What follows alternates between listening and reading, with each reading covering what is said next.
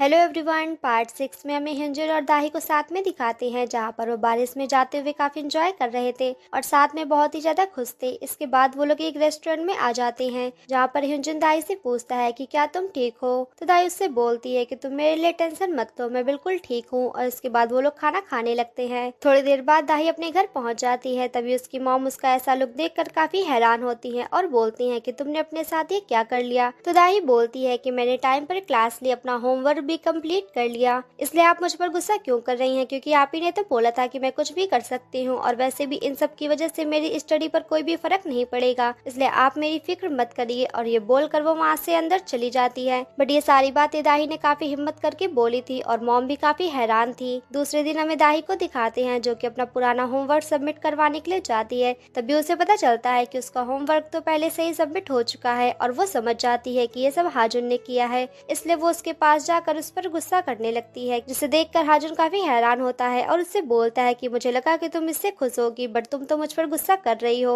और हाजुन दाही से पूछता है कि तुम मुझसे इतना दूर क्यों जा रही हो। तो दाही उससे बोलती है कि तुम ये सब जो मेरे लिए करते हो, इससे मैं काफी अनकंफर्टेबल फील करती हूँ। मुझे लगता है कि मैं तुमसे एहसान ले रही हूँ और तुम्हें धोखा दे रही हूँ। और ये बोलकर दाही वहाँ से जाने लगती है। तभी हाजुन उसका जोर से हाथ पकड़ लेता है और उसे रोक लेता है। वो उससे बोलता है कि तुम ऐसा क्यों कर रही हो, बट दाही उससे अपने आप को छोड़ने के लिए बोलती है और उसका ऐसा रूप देखकर काफी हैरान भी थी। और फिर हाजुन अपना लव कन्फेस कर देता है और उससे बोलता है कि मैं तुम्हें बहुत ही ज्यादा प्यार करता हूँ, इसलिए प्लीज मुझसे दूर मत जाओ, और तुम्हारी ये हरकतें मुझे बहुत ज्यादा अनकंफर्टेबल फील करती हैं। वैसे भी तुम मेरे बिना तो जी ही नहीं सकती। ये सुनकर दाई उससे बोलती है कि तुम मुझसे प्यार नहीं करते, ये सिर्फ तुम्हारी जिद है। और ये बोलकर वो अपना हाथ छुड़ाकर वहाँ से चली जाती है। वहीं हमें उसे सीनियर को भी दिखाते हैं, जो कि उन दोनों के साथ में ये वीडियो बना चुका था और स्माइल कर रहा होता है। इसके बाद हमें दूसरे दिन दिखाते हैं, जहाँ पर दाई अपने फ्रेंड्स के साथ बातें कर रही थी। तभी उनकी फ्रेंड्स दाई से पूछती है कि दाई क्या तुम ठीक हो, पर दाई को कुछ भी समझ में नहीं आता है। तभी वो अपना फोन चेक करती है, जहाँ पर उसकी वही वीडियो वायरल हो चुकी थी, जिस पर वो हाजुन के साथ थी और हाजुन ने उसके साथ कैसा बिहेव किया था, ये सब ने देख लिया। वहीं हमें हाजुन को दिखाते हैं, जो कि सीनियर के साथ होता है और उससे वीडियो डिलीट करने के लिए बोल रहा था, बट सीनियर तो नहीं मानता है कि मैं वीडियो डिलीट नहीं करूंगा। तो हाजुन फिर सबके सामने उसे बहुत ही जोर से मारता है, जैसे कि उसने पहले मारा था। और हाजुन का ये एंग्री साइड पूरे कॉलेज के सामने आ जाता है। तभी वहीं पर दाही भी आ जाती है और हाजुन से बोलती है कि तुम सबसे बोल दो कि तुम ये वीडियो वाले नहीं हो, बट हाजुन किसी से कुछ भी नहीं बोलता है और वहाँ से चला जाता है। तभी वो सीनियर दाही को भी टॉन्ट मारने लगता है, बट इस पर दाही उससे बोलती है कि अगर तुमने वीडियो डिलीट नहीं की तो मैं पुलिस पे तुम्हारी रिपोर्ट कर दूंगी। ये सुनकर वो सीनियर काफी डर जाता है और मान जाता है। इसके बाद हमें दाही को दिखाते हैं, जो कि काफी अच्छे से रेडी होकर क्लब में आती है, जहाँ पर वो हिंजर के साथ आकर काफी एंजॉय करती है। वहीं हमें मिनी और बोहन को भी दिखाते हैं, जहाँ पर बोहन मिनी को मना रहा था कि वो उसकी गर्लफ्रेंड बन जाए, क्योंकि बोहन उसे बहुत ज्यादा पसंद करने लगा है, बट मिनी तो उसकी बातें सीरियस ले ही नहीं रही थी। तभी हिंजर वॉशरूम के लिए चला जाता है। दाही उनकी बातें सुनकर काफी हंसने लगती है। तभी वहीं पर हाजुन आ जाता है, जो कि दाही का हाथ पकड़कर उसे बाहर ले आता है और उस पर गुस्सा करने लगता है। वो उससे बोलता है कि तुम ऐसी जगह पर क्या कर रही हो, तुम पहले तो ऐसी बिल्कुल भी नहीं थी, आखिर तुम्हें हुआ क्या है। तो दाई उससे बोलती है कि तुम्हें अपने काम से मतलब रखना चाहिए, तुम मेरे पीछे क्यों पड़े हुए हो। जिसकी बातें सुनकर हाजुन को काफी गुस्सा आता है और वो दाही से बोलता है कि अब मुझे पता चला कि तुम्हारी मॉम तुम्हें बाउंड्रीज में क्यों रखती थी, क्योंकि तुम यही डिजर्व करती हो। ये सुनकर दाही को हाजुन की बातों पर काफी गुस्सा आने लगता है और वो उससे बोलती है कि तुम बिल्कुल मेरी मॉम के तरीके हो।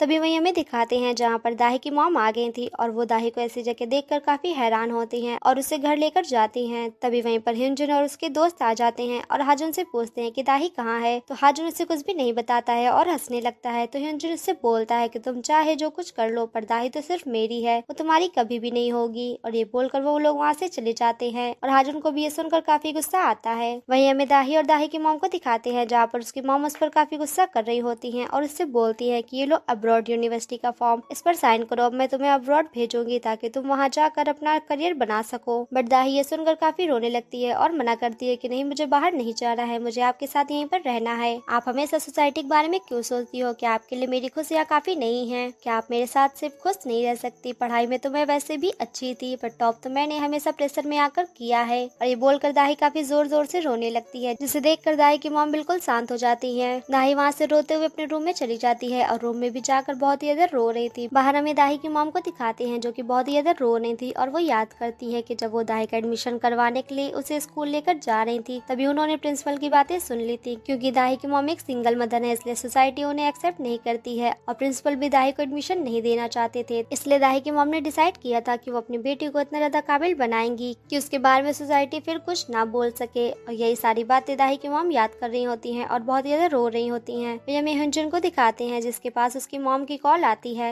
हिंजुन उन पर काफी गुस्सा करने लगता है और उनसे बोलता है कि जब मुझे आपकी जरूरत थी तब तो आप मेरे पास नहीं थी, मतलब आप मुझे अब क्यों कॉल कर रही हैं। और ये बोलकर वो कॉल कट कर देता है। वही हमें हाजुन को दिखाते हैं जिसे बहुत ही बुरा सपना आ रहा था। जब वो स्कूल टाइम में था वो वांग के साथ मिलकर एक चैन नाम के लड़के को बुली करता था और वो लड़का सुसाइड करने वाला था। तभी जाकर हाजुन ने उसे बचा लिया था। बट वो लड़का हाजुन से बोलता है कि मुझे पता है तुम भी उन सब के तरीके हो, तुम भी एक बुरे इंसान हो। जिसकी बातों ने हाजुन को बहुत ज्यादा हर्ट किया था और आज भी ये सारी बातें हाजुन को बहुत ज्यादा हर्ट करती हैं और इस वजह से वो नींद से उठ जाता है। इसके बाद हाजुन को दिखाते हैं जो कि कॉलेज पहुंच जाता है। तभी उसे वहीं पर दाही दिख जाती है जिसे देखकर वो अपना रास्ता बदल देता है क्योंकि अब उसने डिसाइड कर लिया था कि वो दाही से गिव अप कर देगा। वहीं हमें हिंजुन को दिखाते हैं जो कि कहीं पर जा रहा था। तभी उसकी मॉम उसे मिल जाती है और उसे रोककर उसकी पुरानी बातों के लिए सॉरी बोलने लगती हैं, जिनकी बातें सुनकर हिंजुन इस बार रोने लगता है और अपनी मॉम को माफ कर देता है। वहीं हमें दाही को दिखाते हैं जो कि घर आती है और वो देखती है कि उसकी मॉम अभी भी रूम के अंदर ही है। तो वो बाहर बैठकर उन्हें मनाने लगती है और उन्हें कल के लिए सॉरी बोलती है कि प्लीज मुझे माफ कर दीजिए, मैं सिर्फ आपके साथ हमेशा खुश रहना चाहती हूँ